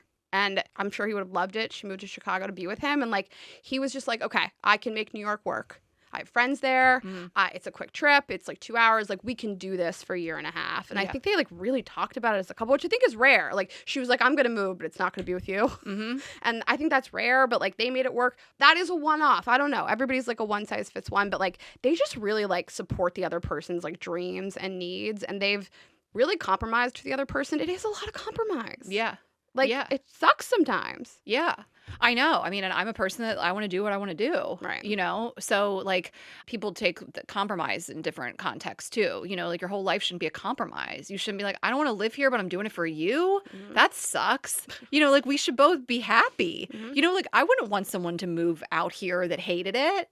Like, thank God that's not the case. You know what I mean? And I feel like he has come here and like made friends with a lot of our guy friends, our fiancés and boyfriends of our friends and things like that. And he can do his job out here and like all these things that, we're having conversations about over the months, but also me just making mental notes of like, can these things work? And it's interesting with your point. You said like someone lives to work and someone works to live. I think that like the opposite works really well because I don't think you get two people who are like that live to work that both, all consuming, running businesses, this and that. Like, how would you ever make time? I don't know. Like for us, we have so much going on. We run these two companies. We're touring. We're doing all this stuff. And he has a great, steady, secure job with just set hours and, PTO and that really works well for for you us. He guys. doesn't bring it from the office, where I'm always nonstop. And he knows, like, he always impersonates me. He goes, babe, I just have to do 30 minutes of work. Because, it always turns into an hour and I'm in the bed and he's just like doing whatever. And I'm like, I just have to do 30 minutes of work. It's always a lie. It's always longer than that. I just have to put the episode up. I just have to do this thing for Anna. I just have to do this and that. Like, and he's just like, okay. And he doesn't make me feel bad. Yeah. And I think we have a lot of mutual respect for our careers in that way. Like, he was so willing to kind of like meet us on a tour, like kind of work around my crazy travel schedule when we were on tour. And I'm not going to come down on him like, can't you just take a week off? Because like I could just go to Boston, fuck off, and be there for a week. We would work around it and we would figure it out. Like, I'm not feeling resentment because that's not his reality. So we just have like a mutual respect of like our careers that we've chosen and like the time we can give. And I think some of these things just would be non-starters for a relationship in general. Like, take the distance out of it. Like, if you don't have the same goals in life, you could live next door to each other. It's not going to work out. Yeah, exactly. Like, if you're both workaholics and you never have time to, like, travel to see the other person, like, I guess anything could work, but like these are just general relationship problems. And like that's why trust is so interesting to me because like this came up over and over and over again. Like, can I trust a person? And this is going to like trigger my trust issues. And yeah, I do think, of course, there's more opportunity to cheat when you're 400 miles away from a person. But like if you don't trust a person that's 400 miles away from you, you do not trust that person. That's it. Like if they live down the street from you, you still couldn't trust them to go on a vacation with their friends or to go on a work trip or to go out with their girlfriends. Like, sure, distance creates opportunity and anonymity, but I think that we either feel that we are a priority to our partner and we've met their friends and we're integrated into their lives and that they check in when they say that they're going to and they're intentional and they're consistent, or they're not. Like, yeah, I guess you could cheat on somebody more easily if they're not near you, but like... Right, you could have a whole ass other girlfriend. Yeah, of course you could, but like... If somebody is going to find ways to cheat on you long distance, they'll find ways to cheat on you in person 100%. too. And having them in your home, like I've had long distance relationships with 2 more serious and 1 less serious. I don't think any of those people have ever cheated on me. The person I lived with in New York City fucking cheated on me with everybody. So the distance doesn't matter. That's so funny. Yeah. And I think that you have to like deal in facts and say to yourself, like, am I triggered by the distance because other people have cheated on me and I just have general trust issues, I have anxiety issues, or has this person done things to breed me feeling unsure? When I go to visit them, do I meet their friends? Am I integrated into their lives? They have siblings, I've never met them. Like, I think that you have to say to yourself, like, have they done things that make me feel uncomfortable? Like, I know, they're cagey with their phone, all the things. Right. Little white lies. Yeah. Like my DC ex-boyfriend who I like dated, he had gone to law school with all these girls. He was like super close with these like 2 girls specifically. Really pretty, like smart, Jimmy. Successful. Yeah, like Jimmy. Probably fucked one of them. He did fuck one of them after we broke up. But like years later, whatever, I don't care. Yeah, no. You know, he would go out with them a lot after work. He would party with them on the weekends. And I just like had to say to myself, like, if he wanted to date these girls, he would have. Yeah. If he wanted to fuck these girls, he would have. And I just have to like trust him until he does something to make me not. And it never came up. Like, and I think you can almost make it this self-fulfilling prophecy where you're like trying to control somebody's actions all the time. And I think when you're younger, this happens a lot more where you're like, you must call me the minute you get home. I need you to check in with me. And you put all these like boundaries and parameters on a person. And like, it almost becomes this self-fulfilling prophecy where somebody's like, fuck you for treating me like this. Yeah, and you like push them away. Totally. Then they do that thing. Yeah. Do you want to talk about trust in your relationship? I don't think it's ever been an issue. No, I don't know. I really I want to give all these caveats because I'm just like, I'm talking to you guys from a 40-year-old standpoint of a person who like met her match, like it's just, of course I would have spiraled out of control back in my 20s at some of these things. I did. I really did. I mean, I had a long distance relationship that was like short-lived, but I really felt like I was so in love with the guy. And yeah, he cheated on me. He married her. I went to the wedding. We know this story. Like, I really showed up at that wedding.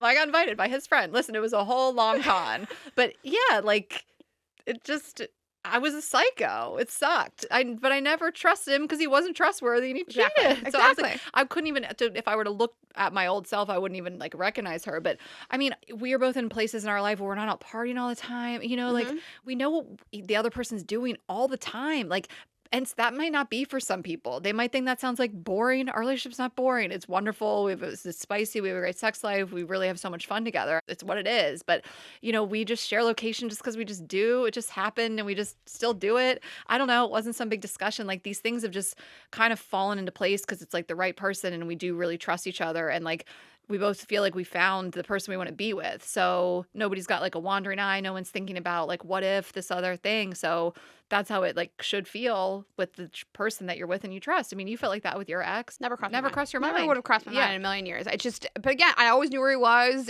I never called him and he didn't answer. I acted cagey about what he was doing. He didn't do anything, and then I found out like he had told me some like white lie. He was consistent. Like, Yeah. I felt like a priority. Like, I knew all of his friends, I knew his family. Like, it just, Right. it wasn't a thing at all for me. And like, I refuse to spiral out of control and be preoccupied constantly with somebody else's whereabouts and like, are they cheating on me? And you could put boundaries. You can put any boundaries you want on a person, I guess, if they're willing to accept them. But like, I refuse to live my life like that. I'm not gonna be like, you gotta call me every hour, you gotta check in with me when you go home. Also, every boundary you put on somebody is imaginary, and they'll find a way around it if somebody is really, truly not they want to. trustworthy. Yeah.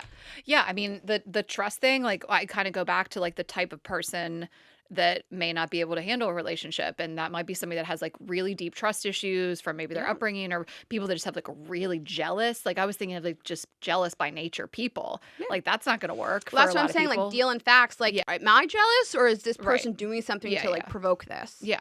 My ex, who I had like a really nice health, like no, he had lots of girlfriends. It never. Yeah. I was like, who are you gonna cheat on me with? It's better than me. Yeah. I feel like when you have two people who are like, you know, stable, secure, grown-ups, like you just, these things fall into place. I've never once said like, you got to text me when you get home, or like, I don't know, like vice versa. We just like do.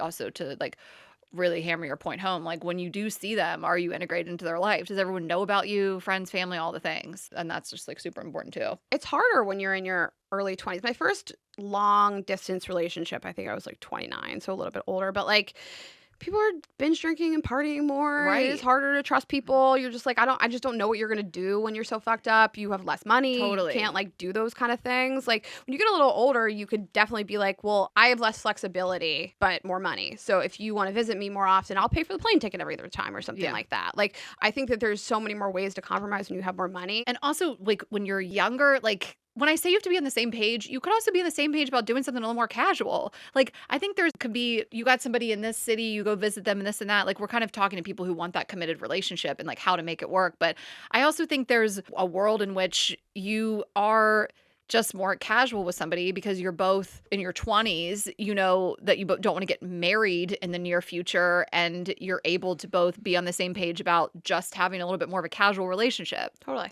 You know, where you don't need to see him like, let's sit down and plan our year, which I say that as somebody who does that. Like, it's just more, we see each other when we see each other, months will go by, and then we kind of circle back and we're dating other people. I don't think that's what we're talking about today, but also that could work. And then you could end up with a person down the road. Like, you never know what's going to happen. Yeah, it's never like my dream to start long distance relationships, but it can be a little more casual in the beginning. Again, I don't have the same timeline as other people, thankfully for me. But like, I didn't beg for my last relationship to be long distance. I just thought he was cool and funny. We DM'd a little bit, and then we texted a little bit. We got on the phone. I was like, I like this. And then I flew to LA to hang out with him. Like, I didn't seek it out, but like, I think that it can start casual. Yeah. That's not necessarily always the goal. But my brother said something to me. So I called my brother and sister-in-law this morning, and I was just like, you know, what do you think has contributed to you guys being, I mean, they've been together like 13, 14 years. They've been married for 6, 7 they years. got together young, and look at them, worked out. I mean, she moved to New York instead of moving to be with him. They've moved all over. They've done all kinds of things. She moved to Chicago, did not move in with him. But I asked them, she sent me a very long voice note, and I took notes, but she talked a lot about prioritizing each other and having trips planned and feeling like the other person's a priority. But my brother said being long distance adds some challenges, like ways to be intimate, but otherwise it's similar to not long distance. It requires both partners to support one another and make an effort. Like, I think like huge. As what I was saying before was maybe trying to get to it is like, there's some of these things just wouldn't work out whether the person was living next door to you or not. Like, if you don't want to be in a serious relationship and they do, it's probably not going to work out right now. Right. You know? Yeah. Or they're just not the type of person that wants to put in that effort, because it is more effort. Like, it really It's a lot is. of Like, effort. it is just more effort. And so I look at Sparkle Eyes and I'm like, how are you like you're just like a perfect partner? You know, like, I can't believe people have ever broken up with you. Like, you know what I mean? Like, and vice versa. Like, we've all been broken up with people, but I'm just like, you were equipped to do this. And I do, he's like, no, it's just you. I'm like, no, yeah, okay, whatever. I don't agree. It is you.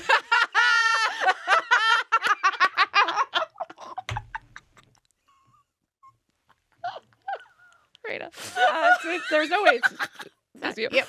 No, I wrote down something that I know you'll talk about it, but I wrote down like a real tip, and I was like, he does this thing all the time that is really different and special. It didn't come up a lot, but it's something that he does, which we'll talk about it later. Okay. But it's so funny. I called my sister-in-law and I was like, can you give me? So she voice noted me back like an 8-minute voice note. I really admire their relationship. They are just like best fucking friends. They just are such goals. They seem so happy together. It never feels like stale. Yeah. But she sent me this long voice note and she goes, do you have anything to say? Like any advice or anything? And he goes, no, I'm good. And then they followed up and she sent me bullet pointed reasons. And then my brother sent me another paragraph, which I thought was cute. But anyways, it just made me laugh. I love their relationship. I mean, sometimes it's like, it does come down to this, like, we were committed from the jump and we made it work. Mm-hmm. Yeah. So we like asked you guys some polls and I want to talk about like good tips and stuff. I know we've had some, but have you ever been in a long distance relationship? 66% of people, 66 is a hard word to say, said yes. 34% said no. I was surprised. Yeah, and I think people define relationship in different ways. Totally. You know, like you could have had a fling here and there that you just are like, that wasn't a relationship. I'm not going to give it that title. Or who knows? People could have just been staying local their whole lives. Also, we have a lot of younger listeners. And yeah, some people just don't meet people. You and I just meet people you have more opportunity. Yeah, all the time. Again, like in terms of this being really one size fits one, we asked people how long are you willing to wait until one of you moves to the same city?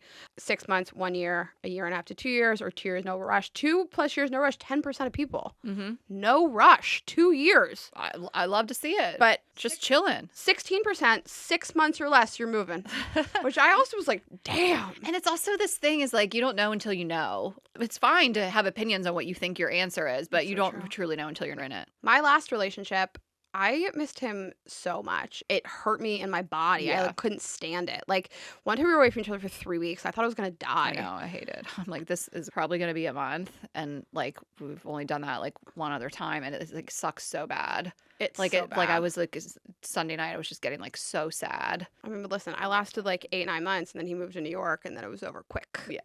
Yeah. And so I do want to talk about like idealizing people and like not moving too quickly. Yeah. But yeah, it's great if you got somebody to, you know, the average person, 50% of people said a year. I'm willing to wait a year. And I think that is really fair. I mean, anything's fair if you're both compromising, you both agree. But 1 year feels like, okay, let's put our cards on the table. Let's make a decision. Yes, I agree with that. Again, everybody's different. Not one size fits one.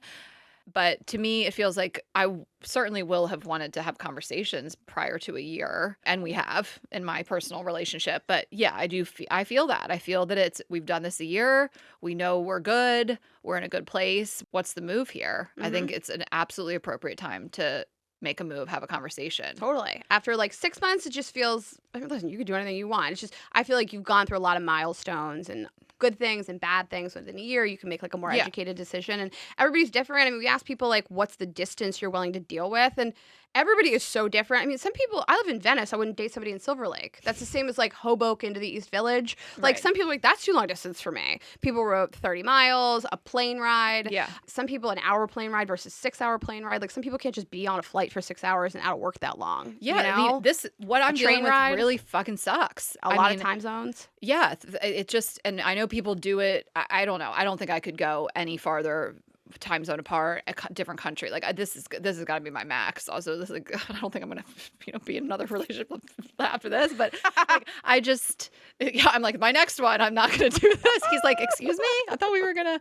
No, like it sucks. And like I said this on Brittany and Brittany's podcast. I did their podcast, This Is the Worst, which would be out now. I joked that I got this DM from this girl that was like, Ashley, I'm in a long distance relationship, Denver to Phoenix, and I was like, do not talk to me. Dream. What? I mean, I'm like, I can't do a spontaneous trip. Like, I mean, we can, but like, it's a whole day. It's a whole ass day. New York to LA will eat 12 hours of your day. Yeah, the flight is 5.5 hours. It's no different. LA to Boston's the same as LA to New York. I mean, it's just like, God, when I'm going there, I'm like, this is my whole day. Like, let's say I get picked up at 5:30 in the morning. I get to his apartment at 5:30 at night. It's like it's crazy. Your whole ass day. And you at least have a job where you can work and be available on a plane, but not everybody has that. Yeah. It's really hard. Like I was able to do it. I mean, I did like New York to Charleston. I did New York to DC. Again, those are also So easy. 4-hour train ride to DC, hour and a half flight to Charleston. Like, you could do that really easily. Same time zone, at least you're like winding down at the same time and waking up at the same time. I mean, we love it when we're in the same time zone. Like, I'm in Delaware or whatever. It's interesting, though. I talked to this couple. This was at a baby shower we were at recently, and they've done distance all over the world. Like, they've done, I don't know, coast to coast, New York to Singapore to London. Like, they're just like lived all over. And they were like, I think they were half joking, but not really. They were like, our hardest was Boston to New York because we felt like a pressure to have to see each other every weekend. And that's still 4 hours. It's 4 hours in a train, it's 4.5 in a car or whatever. And so it's like almost that point where it just sucks. It's not 2, and you feel a pressure to see each other every weekend, and it's almost like makes it worse. I don't know. Like, that's funny. It's funny. Everybody has a different tolerance level for time zones and travel. Some people would be like, it's got to be a train ride. It can't be a plane ride. Yeah. You know, I can't afford it. I can't take that much time off.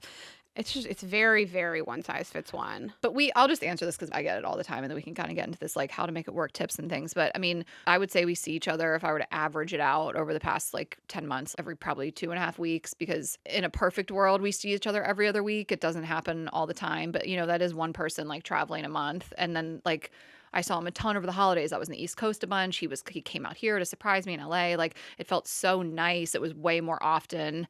And then we've done that like 1 month. 2 other times, one, we were traveling all over Europe, so it was like no big deal. I didn't really notice as much than one other time. It like weighs on you. Like, I feel the difference in that last week so much. Like, the 3 weeks we can do it, but that 4th week, you're like, I feel crazy. I feel like I'm like really frustrated. Mm-hmm. I'm like, I can't do another fucking FaceTime date. Like, I'm just like, and I'm not taking it out on him, but I just feel like frustrated. Like, you're so sad. It's like you're missing so a piece sad. of you. Yeah. So if you can do it when you are every other week and that one person traveling a month, man, that you got it locked in. And then when we have those back-to-back weekends, we feel like a real couple. It's just really nice. Like, the few times that it's been like, see you next weekend.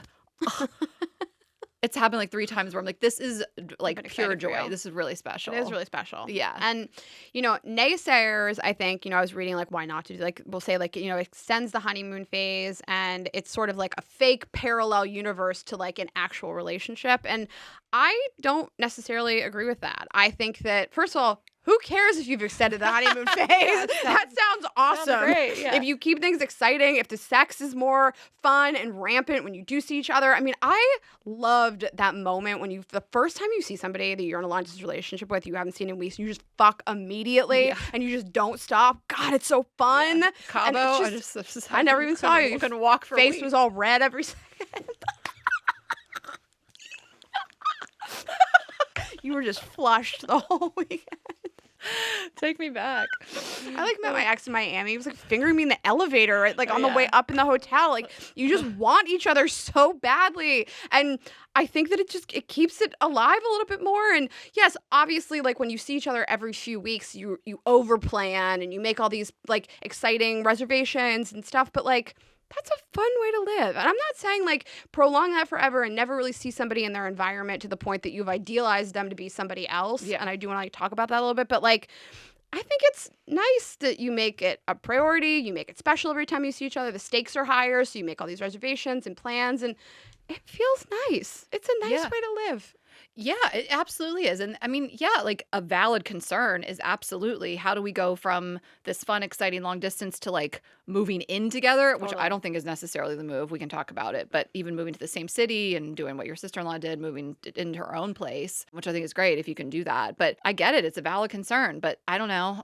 That wasn't the right person for you, which is unfortunate. But you don't know until you know. And it's on my mind. I know this is the right person for me, but I can't see the future. I have hesitation about even living with somebody. And those things are swirling in my head too of what would it be like just because it is the unknown. But I do think we've gotten a real taste of like our real lives at this point, and we've done all the things and we've, spent so much downtime together. We do our daily like grocery shopping. I feel comfortable like going and doing a workout when he's in town, like we don't have to be planned itinerary. And when he was here for New Year's, I mean, we were like, man, we watched like 12 movies. I mean, we just like laid around, so it's not always go.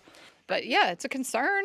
And I think that that's valid. I think that I certainly in my last relationship had an idealized view of him. That, like, Yeah. even though I would spend a week out in LA with him quite often, like long periods of time, he came to New York for 3 weeks and stayed with me. Like, we spent long periods of time together.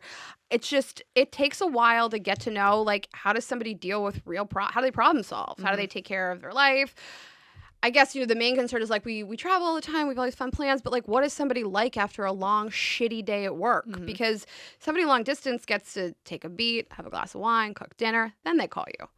Like even like when I walked in the door from Miami and my neighbor was staying with me and I just like couldn't talk. I could not be bothered to speak to somebody. Yeah. It didn't matter how night. He was like, "Can I get you anything?" I was like, "What you can get me is staying the fuck away from me." Like, I guess you just don't know until you know, and then you cross that bridge, and you hope that you spent enough time with another person to really know what they're like in different situations, and then you address it. But I certainly did do that in my last relationship, and I just talking on the phone every day is not being with somebody. That's not being in a day-to-day relationship necessarily of like, I come home to you every day and this is what you're like and this is how you are when you wake up every day. Not how you are when you wake up and you're just excited to see me for 2 days and then I leave. Yeah. I mean, I know I had this moment in Miami where I was just like in a bad mood. That it had rained. We just had our show had gotten canceled. Like I was just not in a good headspace. And then we woke up and it was going to rain all day that day. I was just like, oh my God. And like, I just like, he went out and got us coffees. And like my coffee wasn't hot. And I was like, oh my God, I like feel it coming on. I feel like a bitchy side. Like I feel like I'm just my like frustrated, annoyed, like bitchy side coming out. And like, I don't want you to see it. Like, like you don't have to see this. I get to hide this from you. Yeah. Like, and I don't know, like those things weigh on me. I'm like, why I've always been out here preaching I don't want to live with somebody, but I love him. I would live with him. I mean, I want to be with him, but I'm like, those things are a concern. So yeah, like Rayna said, like be realistic and don't romanticize reality and don't rush into these things. Yes. That's why I think a year is a good amount of time. I do too. And I hope I didn't like contradict myself because I do think the honeymoon phase is great and you should prolong it. Yeah. And it's nice to make every single time you're together really count. And I mean, you're such a plan maker and you love to have tickets to concerts and dinner reservations and fun stuff planned that he's going to like. And he does that for you as well. But like, it is important to take enough time to really see who the person really is. Because I think after a year of dating, every weekend is not some crazy wild ass trip. Yeah. Well, I think that I've always said that if you are long distance, you're skipping a step by moving in together. Like I told you that I thought it was a mistake and it was, For me. And, for you. Yeah. I mean, he moved. I don't know if I've ever talked about this, but I don't care. He moved from where I missed him so much. I like felt like I was going to die. And like, we didn't have a lot of like really serious conversations about finances. And that is like I just will never make that mistake again. I just like, I missed him so much. And I was like, I'll do whatever it takes to get him here. Like I'm going to shoot first and aim later. Yeah. And like, that was a big mistake. And I would never make that mistake again. Like there was a lot of conversations we should have had before he just moved to New York. And it melted down. I mean, when I say immediately, I mean fucking immediately melted down. I didn't want somebody in my space. He didn't have his own life there. I think he felt like I was just dragging him from like thing to thing. And essentially I was because he didn't really have a lot of friends there. And so I wanted to integrate him into my life. And I think I thought that was a really positive thing. But he just sort of felt like he didn't have time to acclimate as much. We started fighting. It wasn't good. It ended the relationship. Yeah, I mean, that obviously wasn't your person, like it would have ended. Also for a million other reasons, yes. Exactly. That wasn't what did it. But I also see a world in which you might be with somebody that you could have a future with and you rush it and that's what blows it up. Like, I think moving in together, especially into a tight space, can be a recipe for disaster. It can also work. But like, if you met somebody in a different city and you were dating for a few months, 6 months, 4 months, whatever it is, and you're like, this is kind of dope and I like this person and I've been wanting to move anyway, or they've been wanting to move anyway, and someone makes a move, like maybe you get your own place and build your own life there. Like, and again, this works for people. People have whirlwind romances. They meet, they do long distance, 2 months later, they live together and they work out and they stay together forever. So of course it can work. But like, I always think that that's a little of a leap, is long distance to living together. It was too much of a leap. For me, in my specific without situation, a year under your belt, maybe. Totally. Yeah. My situation, it sped up the inevitable. For us. Yes. I mean, it shined a great big flashlight on every other problem that we had. Yeah. Like, I felt like I would leave for work in the morning and do all this stuff and work really hard. And he'd be there in the morning not doing anything. And then I'd get home after a very hard day, long day. You and I are just like doing all this shit. He'd just still be fucking sitting there. Mm-hmm. And I didn't feel like he contributed to the house in any way. Yeah. And, I mean, tons of he's things. a wonderful person. But like, these things would have come up eventually anyways. Mm-hmm. And if I'd given it a little bit longer, I probably would have seen them and not been in such an idealized version of him. And to your point of like moving into another apartment if you can. I guess not everybody has the financial resources to Yeah. do it, but my sister-in-law did it, and when she was moving from New York to Chicago to be with my brother, I thought it was crazy. He thought it was crazy. He was like, "She's gonna live down the street from me," and she really put her foot down and was just like, "I've never lived in Chicago. I want to build a life for myself here. Yes. I don't want you to be the only person and the only thing that I have here."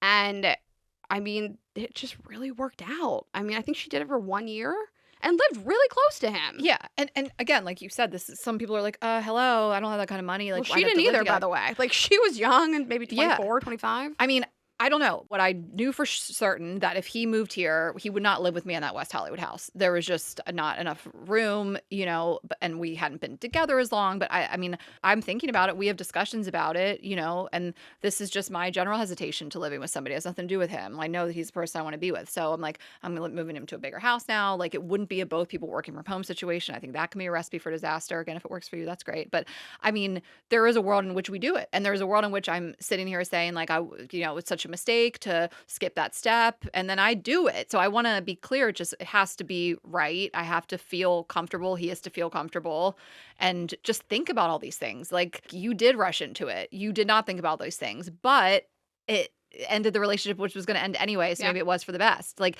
you know, you could have pushed, he could have got his own place, and then you would have been together 6 more months and just like prolonging the inevitable. So Yeah, I could have waited 4 more months and enjoyed like what was happening. But like, if we ever had those discussions about finances and goals where you see it would have just broken down to begin with. And Ashley and I never speak in like rules. Everything is one size fits one. It's not like you have to do this. For some people, you could move right in together, and that's great. 100%. I think we're here like offering like our advice and our listeners' advice and cautionary tales.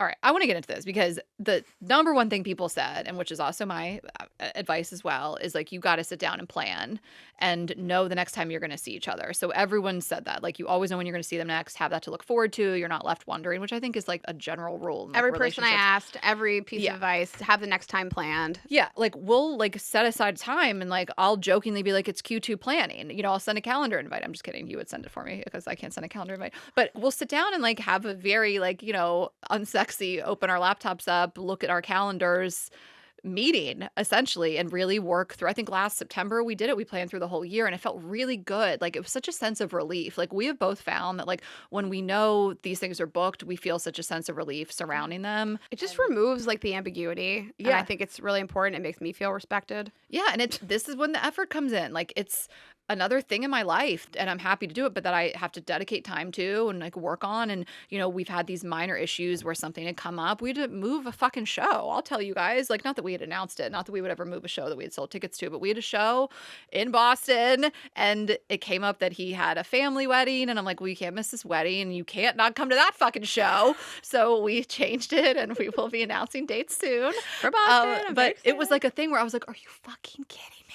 I have to like tell my agent we have to move the show for my boyfriend. Is this for real? But it like was important, and we were able to do it. We had enough runway to do it. And like, there was one other time where he'd forgotten about this bachelor party, and he is on top of his shit. Like, it's not that people make mistakes. But yeah, it was just like, I've made mistakes too. And so those are the only things we've really run into where we just have to be so meticulous about our schedules, checking with friends and family. I'll check with you. Rayna, do we have anything? You and gotta I know both my have schedule. weddings this weekend. We keep trying to plan shows that weekend. I know. We keep forgetting we have weddings this one weekend. But we are going to announce a tour soon. I'm excited. Yes. But the scheduling is important. And I think people think things like that, like scheduling conversations, money conversations, this are so unsexy. Sorry, you got to have them. Like, you got to get your stuff aligned if you're trying to make a long distance relationship work, as unromantic as it may seem. The worst thing I've ever done in a relationship is not address a thing that was bothering me. And it didn't just stop bothering me. By the way, it got worse. Yeah. So you got to talk about the money stuff. You have to. Yeah. And your schedule. And I think it's hysterical when you guys do your Q1 planning. And I think it's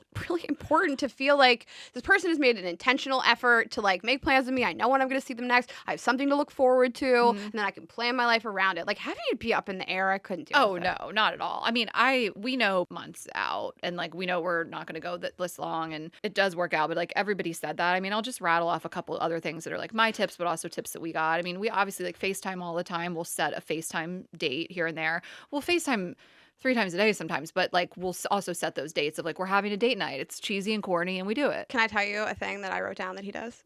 Yeah. Okay, so I think that obviously like FaceTiming, phone sex, all those things are really important, like technology wise, Mhm. but finding other ways to connect that and don't involve the phone. And I think he's really great at like flowers, he sends you snacks, and I think it's really nice to trade clothing. So if you can like have a piece, like Oh a my God, sweatshirt of so much of his somebody's. clothes. Yeah, I think that like You things. guys know that?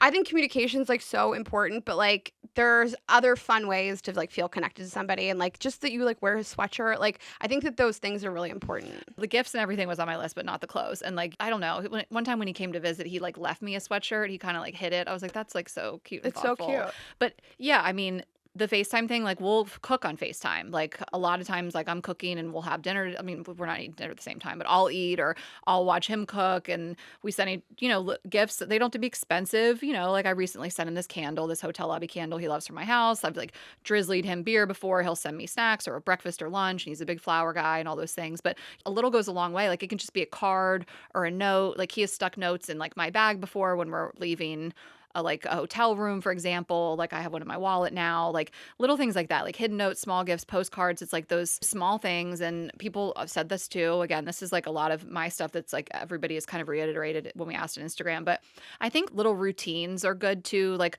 one thing that we have, and it's okay if we like miss a day, it's not that rigid, but like on the weekend mornings, we always talk on the phone or FaceTime while I'm getting up. I mean, if I'm getting up at 9 or 10, it's already his afternoon. But like, especially if I've had some drinks the night before, I'm like slow to wake up and he always calls me or FaceTimes me if I'm ready. And that's like a thing I like to like hear his voice. I'm like laying in bed. It feels like we're like waking up together on the weekend.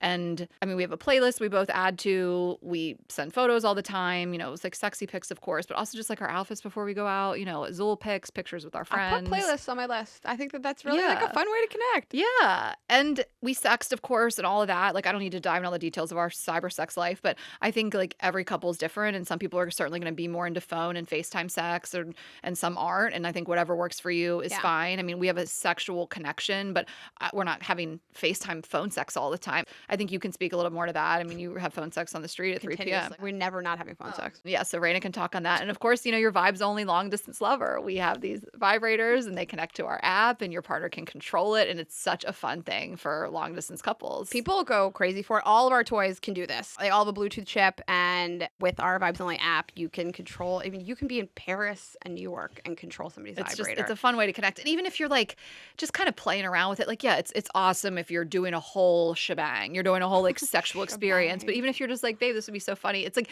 you can just be funny about it. You don't have to be like, oh my God, a whole sexual experience, or that, whatever you want. But I mean, he's just a really thoughtful, sentimental guy. Like a lot of guys aren't going to do all this stuff, and that's okay too. Totally. Like as long as you feel like they're prioritizing you and thinking about you, and it doesn't have to be all the things all the times over the top. But I don't think you need to spend a ton of money either. I like when he like Instacarts you a snack. Yeah. Drizzly somebody a beer. Yeah. Like I think that that's really fun. And if you do like once a month, it's just cute. Throwing something into somebody's suitcase, the sweatshirt thing. I think little things. Like, yeah, I think he is like a top tier, like thoughtful person. Not everybody's gonna be like that. But I think we all want to feel like we're a priority to somebody else. And there's different ways to like show that.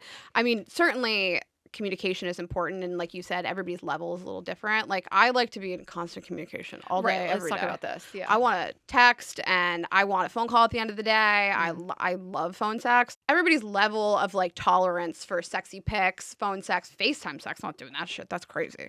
But like I'll send a lot of sexy pics, and I think it can keep things really spicy and exciting. And maybe you're like, I would never. That's fine. Like also, Ashley and I have done tons of episodes on dirty talk, FaceTime sex, masturbating on the phone, dirty videos, so you can go back to the catalog of episodes and look at those. We won't get into like everything, but like that might not be in your repertoire, but like just take a cleavage shot down your shirt. Like it doesn't have to be pussy out all the time. Like just a cleavage shot down your shirt at work thinking about you. Like it doesn't have to be so wild and crazy. Yeah, my last boyfriend and I, he was very into phone sex.